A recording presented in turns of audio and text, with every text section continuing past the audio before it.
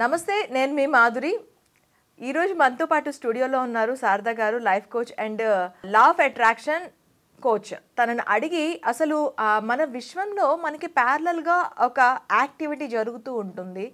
అది మనకి మంచైనా చెడైనా మన మీద ప్రభావం చూపించగలిగే యాక్టివిటీస్ అనేవి మనకి ప్యారలల్గా జరుగుతూ ఉంటాయంటారు. సో అవి మంచివైతే మనల్ని ఎలా మనం అట్రాక్ట్ చేసుకోవాలి అండ్ చెడు అయితే ఎలా పోవాలి, అసలు హొపోనోపోనో అంటూ కూడాను ఒక మేనిఫెస్టేషన్ ఉంది. దాని గురించి అసలు ఆ హీలింగ్ పవర్ని మనం ఎలా క్యాచ్ చేసుకోవచ్చు, దానికి ఉండే ఇది ఎలా చేయొచ్చు డీటెయిల్గా చెప్పడానికి ఉన్నారు. నమస్తే శారద గారు. శారద గారు, హొపోనోపోనో అంటే ఏంటి? హొపోనోపోనో అనేది ఏం లేదు మేడం, అదొక హీలింగ్ వర్డ్. ఇప్పుడు ఎవరికైనా హెల్త్ బాగాలేదనుకోండి, మనం కొన్ని మాటల ద్వారా క్యూర్ చేయొచ్చు.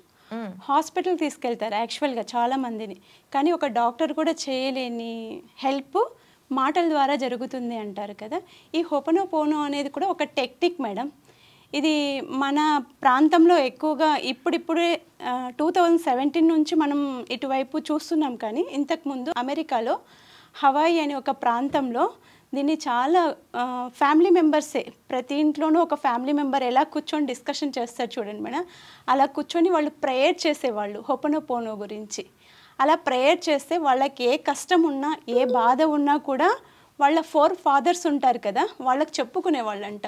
ఓకే, వాళ్ళకి హొపోనోపోనో మీద అంత నమ్మకం అన్నమాట. అది చేస్తూ ఉంటే వాళ్ళకు మెరాకిల్స్ జరిగాయి. వాళ్ళకు ఆర్థికపరమైన ఇబ్బందులు కానివ్వండి, లేకపోతే విద్య గురించి కానివ్వండి, జాబ్స్ గురించి కానివ్వండి, ఏ సమస్య, పంట సరిగ్గా పండలేదనుకోండి రైతులైతే కనుక అలా రౌండ్గా ఒక టేబుల్ లాగా కూర్చొని ఈ హొపోనోపోనో ప్రేయర్ చేసేవాళ్ళంట మేడం. ఇది టెక్నిక్గా కూడా మనం కూడా ఇప్పుడు యూస్ చేస్తున్నాం చాలా బాగా. కానీ ఇది చాలా బాగా పవర్ఫుల్ టెక్నిక్ మేడం, చాలా బాగా రన్ అవుతుంది. హెలిన్ అని ఒక వ్యక్తి ఉంటారు, ఆయన సైకియాట్రిస్ట్ ప్లస్ ఆయన ఒక ఈ లా ఆఫ్ అట్రాక్షన్ ఫౌండర్ కూడా. ఓకే, ఆయన ఒకసారి ఏం చేశారంటే ఈ హొపోనోపోనో అంటే ఏంటి, ఫస్ట్ ఎలా ఉంటుంది, దీని మీద అధ్యయనం చేద్దామని చేస్తూ ఉన్నారు. ఆయన డాక్టర్ ప్లస్ సైంటిస్ట్ కావడంతో అక్కడ హవాయి నగరానికి ఆయన డాక్టర్గా వెళ్ళారు. అక్కడ పేషెంట్లందరూ కూడా చాలా పిచ్చి పిచ్చిగా ప్రవర్తిస్తూ ఉన్నారు. అదొక జైలు. ఆ జైలు జీవితంలో గడుపుతున్న ప్రజలంతా కూడా ఒకరిని ఖర్చుకునే వాళ్ళంట. అంత వాళ్ళ మానసిక పరిస్థితి బాగలేదు. అలాంటి మనుషులందరినీ ఒక 200 మెంబర్స్ని హాస్పిటల్లో ఉంచారు. ఉంచితే ఈ సైంటిస్ట్ని అక్కడ ప్రొవైడ్ చేశారు, వీళ్ళని మీరు ట్రీట్మెంట్ ఇవ్వాలి అని. కానీ ఆ డాక్టర్ అనే వ్యక్తి ఆ పేషెంట్ని ఎవరిని చూడలేదు, చెప్పిన విషయాలు మాత్రమే విన్నాడు.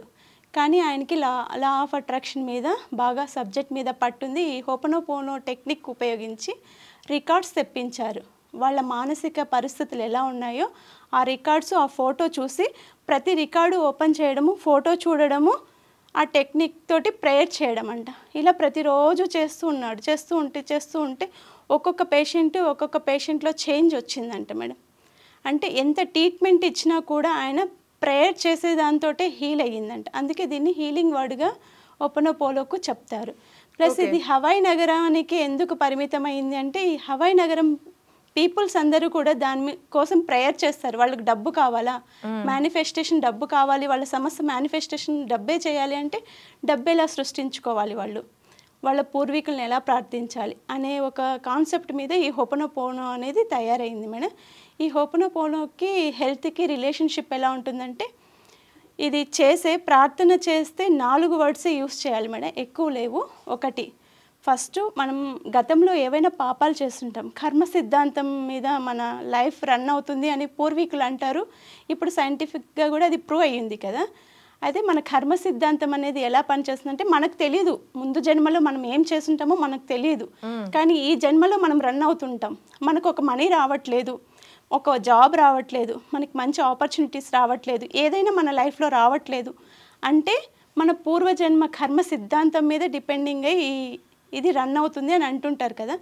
అది పోగొట్టుకోవాలంటే ఫస్ట్ మనము హొపోనోపోనో విశ్వానికి ఏం చెప్పాలంటే, ఐఎమ్ సారీ అంటే నేను పూర్వజన్మలో ఏదో చేసుంటాను తప్పు, ఆ తప్పుకు అది ఏదైనా కానివ్వండి నాకు తెలియదు, ఐఎమ్ సారీ అని చెప్పాలి. ఆ తర్వాత ఇప్పటి నుంచి నేను అలాంటి తప్పులు ఎప్పుడు చేయను, నన్ను ఫర్గివ్ చేయండి ప్లీజ్ అని చెప్పచ్చు. ప్లీజ్ ఫర్గివ్ మీ అని 2 వర్డ్స్. తర్వాత విశ్వానికి మనం థ్యాంక్స్ చెప్పాలి కదా, దాన్ని ఇష్టపడాలి కదా. ఎలా చెప్పాలి? ఐ లవ్ యూ, నువ్వంటే నాకు ఇప్పుడు చాలా ఇష్టం, ఒకప్పుడు నేను ఏదో తప్పు చేశాను, దానికి నేను సారీ చెప్తున్నాను, దాన్ని నన్ను ఫర్గివ్ చేయి, ఇప్పుడు నేను ఐ లవ్ యూ చెప్తున్నాను నీకు. ఆ తర్వాత మనము లవ్ యూ చెప్పిన తర్వాత ఇప్పుడు మనకి పూర్వజన్మలో ఉండే కర్మలు ఈ జన్మలో ఉండే మన థింగ్స్కి ఎఫెక్ట్ చేస్తాయని మీరు చెప్తున్నారు. ఖచ్చితంగా ఎఫెక్ట్ చేస్తాయి మేడం. అది ఫస్ట్ కడిగేయాలి. అండ్ ఎలా కడిగేస్తాం మనము? అది మనం ఏమన్నా డిష్ వాషర్లో వేసి తిప్పేస్తే వెళ్ళిపోయేది కాదు కదా మేడం. అవును. దానికి ఒకటి మన మనసుతో సంబంధం ఉన్నది. అది ఒక సౌండ్ సిస్టమ్.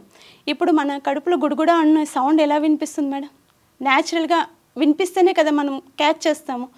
అలా మనకి డబ్బు కావాలి అనేది మన మైండ్ చెప్తేనే కదా, మనకి అవసరాలని పట్టే కదా మనకి డబ్బు కావాలి, ఫ్రెండ్షిప్ కావాలి, ఎడ్యుకేషన్ కావాలి, ఏదైనా మనకు అలా అనిపిస్తుంది కదా, మన మనసుకు అనిపిస్తుంది కదా. కాబట్టి మన మనసుతోటే ప్రేయర్ చేసుకుంటాం దాన్ని. అదే ఒక టెక్నిక్ అనమాట.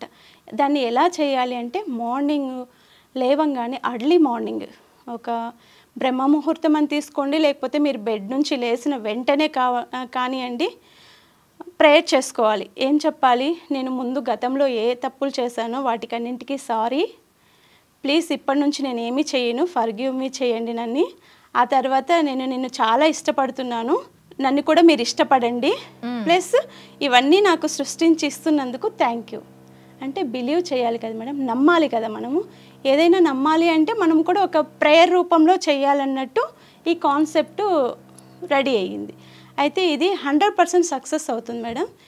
ఓపెనోపోలో టెక్నిక్స్ డబ్బుకు కూడా మనం మేనిఫెస్టేషన్ చేయొచ్చు. ఇది చాలా టెక్నిక్గా, ఇప్పుడు ఒక డబ్బుని తీసుకుంటాము, ఏదో ఒక నాకు ఎక్కువ డబ్బు ఉంది ఫర్ ఎగ్జాంపుల్ అనుకోండి మేడం, ఆ డబ్బు నేను ఇష్టానుసారం ఖర్చు పెట్టేస్తుంటాను.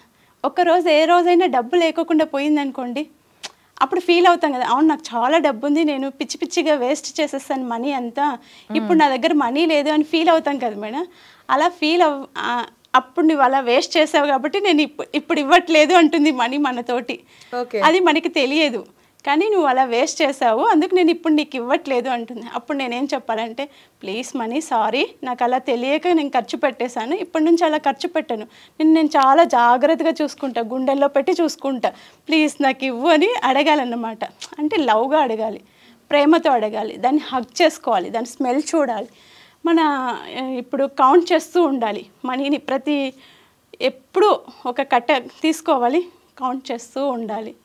అంటే ఆ సిస్టమ్ ద్వారా మనకి మనీ అనేది మన దగ్గర ఉండటానికి ఇష్టపడుతుంది. ఓకే, క్షమాపణ చెప్పింది, నాకు నన్ను ఇష్టపడతానంటుంది, జాగ్రత్తగా వాడుకుంటానంటుంది. శారదా గారు, మనం ఎలా మేనిఫెస్ట్ చేయాలి, ఎలా చేయాలి అనేది మనం నెక్స్ట్ ఎపిసోడ్స్లో మాట్లాడుకుందాం. థ్యాంక్ యూ అండి. Thank you so much.